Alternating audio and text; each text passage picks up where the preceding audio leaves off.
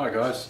Now I know most of my subscribers probably join me because of my boating videos, manufacture, repair, all that kind of thing. But I just thought I'd put a video up to show you what I do on the weekends. Saturday and Sunday morning I go RC plane flying, and I thought I'd just show you a bit around my little tiny workshop at home and show you a few of the planes I've got. So here we go. I've got a couple of racks on the walls. I'll show you those ones first, and I've got a couple more on the top of my workbench, and yeah, and I'll give you a little bit of a review of each plane if you're interested too. Okay, so here's my racks on the walls. Now at the top you'll see a little Tiger Moth, and that's the Dinah Tiger Moth. I think it's 1270 wingspan, but it is, for 1270 it's fairly big because of its double wing configuration, and stands fairly high on the ground. It stands about 300 to 400 mil high, so it's not a small plane by any means. Beautiful plane, beautiful flying plane, nice model, nice to put together. My rudder, when I first got it, was a little bit curvy, but as you can see over time it's not too bad now. But as for the rest of it, it's pretty good. Flies nicely, just needs a little bit extra weight in the nose to balance it up a bit. And I actually pulled the landing gear on that strut at the front forward about 10 mil. I clipped them shorter, put another hole through them, and dragged that landing gear forward about 10 mil. So what that does is it inhibits the amount of times that it'll nose over on a landing if it hits a little bump or whatever. So, but all in all, Dinah Tiger Moth, a beautiful plane worth buying, a plane worth having. So that's great. Underneath that, I've got the little Park Zone Sport Cub S2. This is the one with the AS3X in it. I've had two of these. I sold my first one, and I was sorry I did, so I bought another one. Excellent little plane. Loves the wind, loves flying around just casually, and can do a little bit of acrobatics as well. You can do rolls with them. You can do, what else? You can do rolls, you can do loops, and yeah, she's just a nice little casual little flyer. It's great. It's a go-to plane when it may be a bit windy for your warbirds or whatever, but a great little plane. The only modification I made for that, to that, other than putting the checker on the, for a bit of decoration on the tails and on the wing flaps and things like that, which you can see here,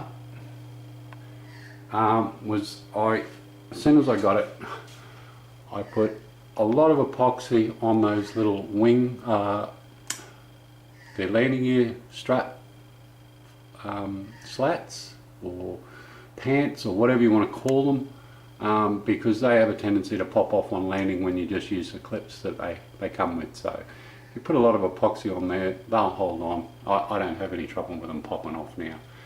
And you know, that plane is a rock steady, beautiful little flyer, and probably a perfect beginner. It's a perfect beginner plane because of the AS3X receiver in it from Spectrum. It's a Park Zone model, and it is absolutely beautiful to fly and not too difficult. Next below here is my Dinah again. I'm a bit of a fan of Dinah because the models are really nice. I've had a couple of little bits of problems with, on Dinah models, I've had a couple of bits of problems with the retracts. They jam up and they don't want to work for one reason or another. You usually pull them apart and find something in there to just touch up, and then they usually work well from then. So that's my Hawker Hurricane. Again, I think that's about 1280 wingspan. Beautiful plane to fly. When you put the wheels up, she just has no resistance in the wind whatsoever. It just flies absolutely beautifully. You can feel the drag go when you put the wheels up. Beautiful plane. Alright, that's straight off the shelf basically, with the stickers and everything that they provide, and the camo paintwork. Underneath I put some black and white stripes under there, because sometimes when it's a nice bright day, or even if it's a little bit cloudy, the silhouette of the plane just goes really dark all over underneath and on top. So with the black and white stripes underneath the wings on that lighter colour, it really stands out for orientation. Okay, but all in all, beautiful model, well worth the money. My little Trojan here, this is a T28. Obviously I've done a few sticker mods on it and stuff like that, but this one I've had for probably almost as long as I've been flying. It was probably one of my first non-safe system. Anyone who's familiar with the Hobby Zone range will know what I'm talking about. But this was my basically my first fly by the seat of your pants plane, and this little plane has been absolutely brilliant. Another Dinah model, T28, 1270 wingspan, absolute gem to fly, easy to land. I've never had any problem with the electronics in it until just recently. The wires on the motor wore through, and they obviously were rubbing on something. I just kicked something there. They were obviously rubbing on something, and they burnt out. It burnt out the motor and the ESC, so I've replaced them. I also upgraded the motor slightly at the same time. I went from the standard 890 kV motor up to a 1100 kV, and also upgraded the ESC from the standard 40 that it comes with to a 60 amp. So there shouldn't be any problems with heating or anything. Now, she runs a 2200 4 cell, the same as the Hurricane does. And also you can use that same battery in the Moth as well, but I run 3000s and 2600s in the Moth to give a little more weight up the front. Okay, now up the top there, this was a little bit of a kind of a gamble. It was my first Hobbyking plane that I bought. It's the MX2, the 1400 MX2, and even though the kit was a bit dodgy, when it came, things were a little bit curvy, and they still are, and I'm talking about elevators and rudders there, and the screws were the wrong length, and the landing gear was hard to get in because they had glue poured down the screw holes where you put the Allen key grub screws in for the landing gear. Surprisingly enough, when it all went together and you go through those little bits and sort them out, this thing flies magnificently. It's abounds with power. It's got so much power, probably more than it needs, but it's absolutely fantastic to fly. And just for a sport 3D capable plane, it is just a gem to fly. It's beautiful, so smooth and quick. I've had to replace the prop because this plane here now is about 18 months old. I've had this for about 18 months. I've only ever had a couple of hard landings with it because it caught me off guard as far as how fast you need to bring it into land, and I had a little very low stall landing not long after I first got it, but all it did was bent the landing gear back a little bit, and I just straightened that up and it was fine.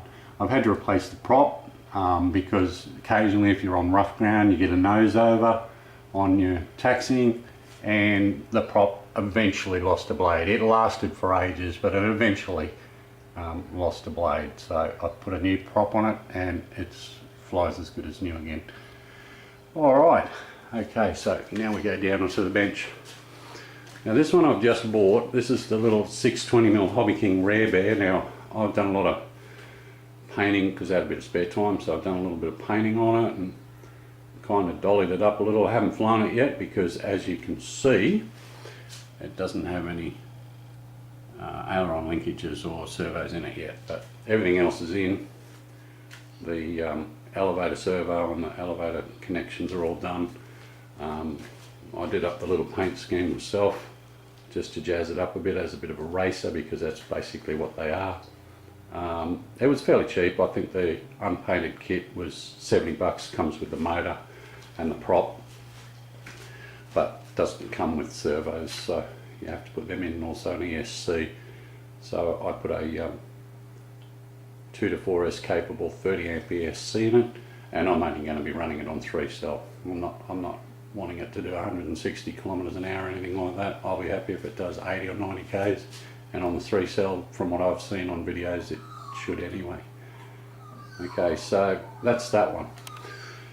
This is the Freewing F15 Eagle. I've had this for a little while. One of my mates is actually buying this off me. But all in all, a 64mm jet from Freewing. Comes P&P, so all I had to do was put a receiver in it and just do a bit of paint and sticker work and whatever else. And other than that, it's as you see. The camo paint it comes with, I just put the Australian roundels and stuff like that on it. A little bit of black and yellow paint here and there just to make it look a bit different, make it look like mine. But a beautiful flyer, looks magic in the air. I reckon the F15 out of all the jets has got probably one of the best shapes, best profiles in the air, and easy to see and also easy to fly. It's a beautiful glider. It'll glide in beautifully when you get down to the power low range, and you can just glide it in, and it'll just keep going. Beautiful plane. But mate of mine wants it, so I've told him I'll let him have it, and I'll probably end up replacing it with something else. Now, my latest acquisition is this little one here. This is the Dinah Grand Cruiser. It's a twin, obviously. It's styled off the original Cessna 310. Now, I didn't want it in the Grand Cruiser striping. That comes with a massive big sticker sheet from Dinah, but I didn't want that. I just wanted a dark blue on top, white on the bottom, for visibility, and also just I wanted it to look more like a real scale plane rather than their flowery two blues and reds, and it looks like psychedelic stripes actually. But anyway, so I done it like that, but I did do a little modification to it. Because the battery normally feeds in underneath, I made this little fiberglass hatch here, which just got a couple of magnets and a tag on it. That's just urethane foam. I shaped it up off the original little windscreen. I popped the windscreen off and I used it as a mould to shape the fiberglass. So that's pretty hard, that, and it's not that heavy. Got all my bird's nest in there, as you can see. So it's quite easy to pop the battery in and out because the battery basically sits in there like a pilot. So I find that a lot easier than trying to stick it in from underneath all the time. I have had, this is Dinah once again, Dinah's Grand Cruiser.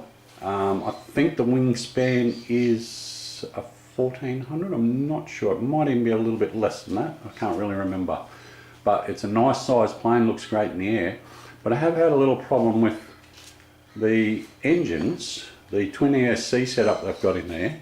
Occasionally, or more than occasionally, only one of the engines will fire up. They'll both initialise when you plug the battery, but then only one will do the cell count.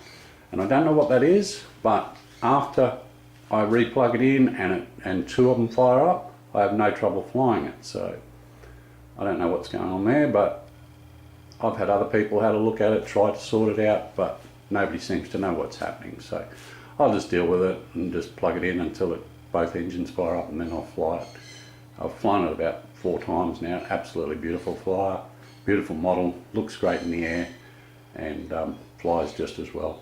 And only runs on 3-cell 2200 LiPo battery, and for that you get a nice, probably about a six or so minute flight out of it, and it's a really enjoyable flight. It's not underpowered, it's not overpowered, but it's certainly not underpowered, and it has no trouble getting off the ground, and you can do mild aerobatics with it as well. So, and it has retracts as well. So there's the retracts there. They pop up. Once they pop up in the air, it just scoots through the air beautifully. Beautiful. No worries at all. Easy to land as well. Floats in nice. It's not a glider, but it does come in and land beautifully. This is the last one I've got. As you can see, my big pile of batteries up here. This is the last one I've got. For those of you who don't know, these are all electric, by the way. They're all just battery operated ones. They're all running on LiPo batteries, or lithium polymer, I think they call them. That's the canopy for my MX2. I forgot to put that back on before I put it up on the shelf. That's too hard to reach. This is a little Freewing model. This is the F9F Panther. It's a little ducted fan jet, similar to the F15, the way the F15 runs. And I tell you what, this little thing here running on a 4-cell battery, because you can run them either on 3 or 4, but on a 4-cell battery they're so much fun. You won't get any more than 4 minutes out of them for a flight, but and hardy little thing too. I've crashed this on takeoff usually, chucking it and hitting the ground, probably about 9-10 times, and look at it, it's still there. It's got a little wrinkle in the nose here and there, and it's got bits where I've had to repaint bits because it's hit the ground and broken bits off, but it still flies great, and it's a ball to fly. That's my little, I call that my little chucker. Oh, one more I forgot too. I've got my skipper up here, which is another Hobbyking model. It's like a Delta Wing, and the boys and I just use these just for fun. We've all pretty much all got one, and we get out there and we go skippering, and man, these things fly beautifully. They're so fast. The only thing you've got to watch with the skippers is from Hobbyking is that the elevators are a bit dodgy. So use some hinge tape on it. If you buy one, use some hinge tape on the elevators, because 3 of us have had elevators fly off mid-flight. So anyway, because I'm running 4-cell on it as well, because you can run 3 or 4 on these as well. 4-cell, they're just awesome. They're limitless, vertical, super fast, great fun.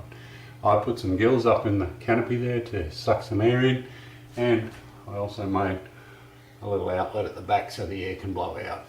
Gets good air feed through there. I've never had any problems with it overheating or anything like that, so great. Anyway, that's pretty much it. That's my sign machine there. I do my own stickers and do some work sometimes with it as well, but comes in handy for making my own stickers and stuff like that. Yeah, so there we go. That's basically what I do on a Saturday and Sunday morning to keep me off the streets and keep me out of trouble. If you want to know any more about any of these models that you can see here, just give me a yell. I'll help you out if I can. I'm not the brainiest person when it comes to remote control stuff, but I certainly have learned a lot over the last couple of years. I've only been flying a couple of years, and I'll tell you what, I absolutely love it. You couldn't ask for a better hobby, I don't think. Anyway, alright, no worries guys. I just thought you might like something different for a change and have a look at something that other than boats and so I thought I'd show you what I got and what keeps me out of trouble. Alright, thanks for watching guys, and we'll see you next time.